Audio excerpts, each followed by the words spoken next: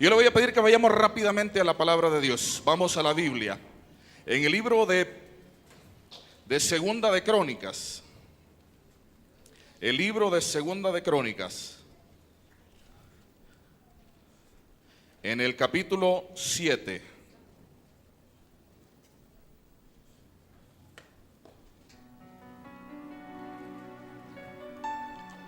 Segunda de Crónicas, capítulo 7.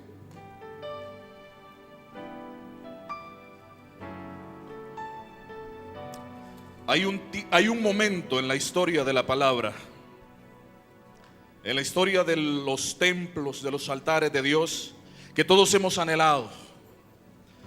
Y como adoradores, esa es la proclama y tras lo que nosotros vamos.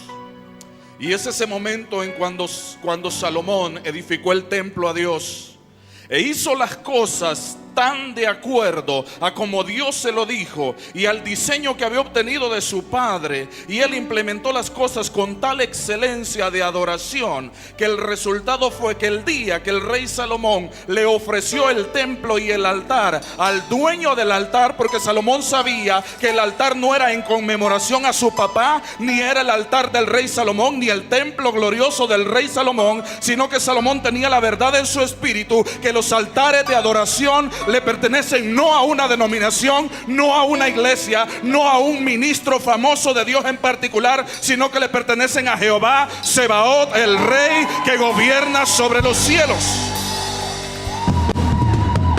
Con esta verdad presente, Salomón se presentó para dedicar el templo.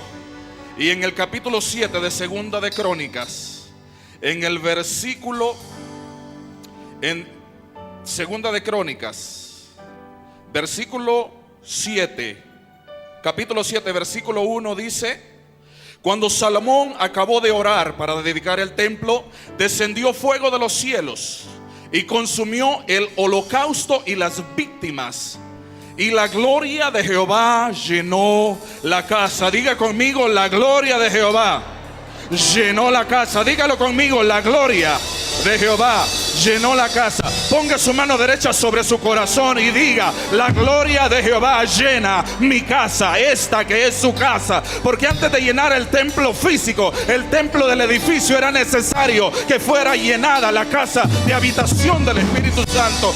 Así que diga conmigo: hoy la gloria de Jehová llena esta casa.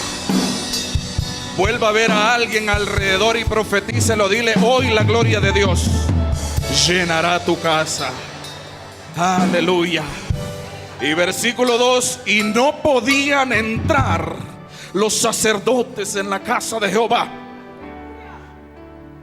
porque la gloria de Jehová había llenado la casa de Jehová. Qué gloria tan poderosa había sobre ese lugar, que ni siquiera los sacerdotes podían entrar a ministrar. Y sabe que ese es nuestro anhelo. Somos sedientos, estamos sedientos por la gloria de Dios. Ahora, ¿cuál fue ese diseño que Salomón estableció, que le gustó tanto a Dios y que provocó que esa gloria descendiera? Yo le voy a pedir que retroceda un poco en la Biblia y vayamos a Segunda de Crónicas, capítulo 3. Segunda de Crónicas, capítulo 3. Yo le voy a pedir, si en los siguientes 20 minutos usted entiende poco de lo que estamos hablando, no se desespere ni crea que perdió este domingo, porque lo que va a ocurrir después, su espíritu lo va a entender perfectamente. Así que tranquilo. Segunda de Crónicas, capítulo 3. Una palabra sencilla que quiero declararla en pocas palabras para los espíritus entendidos. Salomón edifica el templo.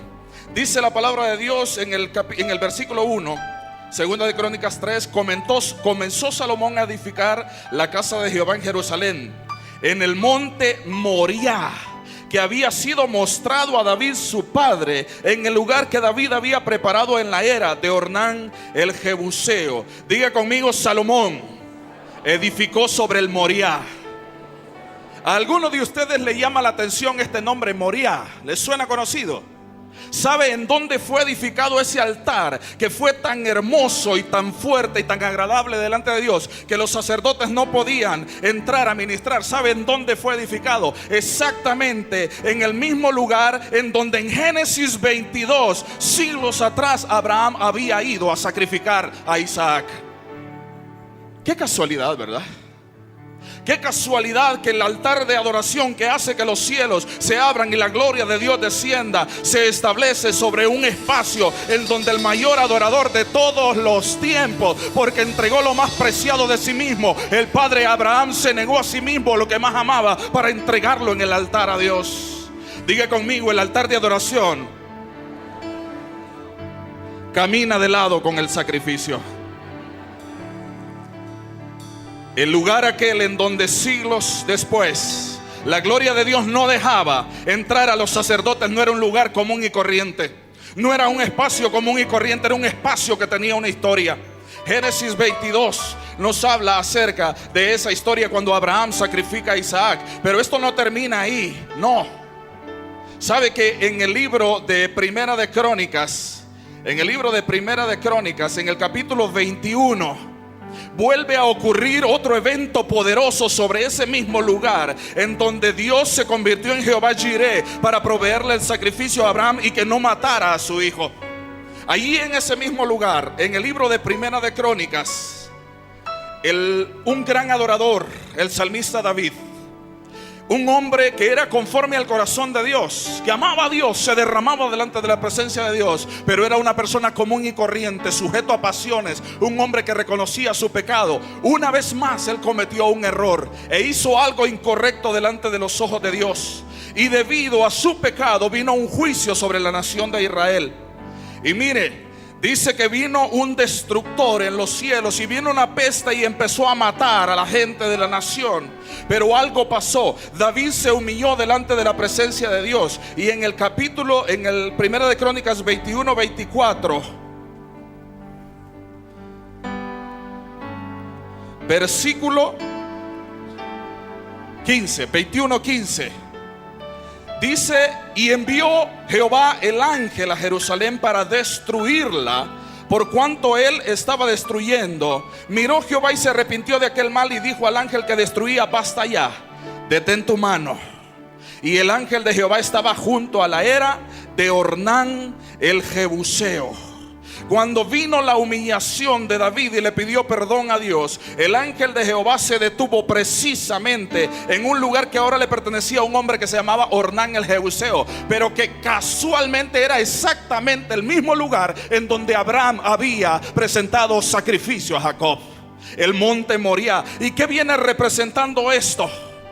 Yo creo personalmente que cuando el destructor venía sobre la nación y había aquella peste y había aquella destrucción y aquella muerte sobre la nación de Israel, el ángel de Jehová vio aquel lugar que había sido marcado en sacrificio, en adoración, y la imagen y la simbología de ese lugar le recordó al ángel que ahí había gente que amaba a Dios, que el linaje de David era un linaje de una generación diferente. Y precisamente la espada del ángel de Jehová sobre la nación se detuvo sobre la era de Ornán el Jebuseo. O sea, se detuvo en el mismo espacio en donde Abraham se negó a sí mismo y quiso entregar a su hijo Isaac. Yo no sé si alguien me puede entender. La espada del destructor sobre una nación se va a detener exactamente en el lugar en donde hayan adoradores de la marca de Abraham. Yo no sé si alguien lo puede comprender. La espada del destructor sobre la nación de Honduras se va a detener.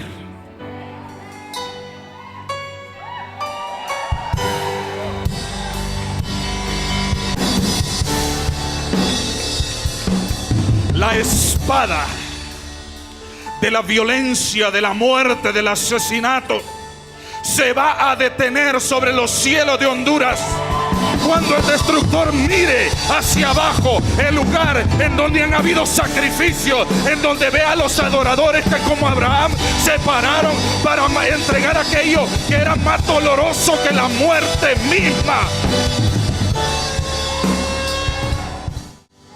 Pero mire cómo David reafirma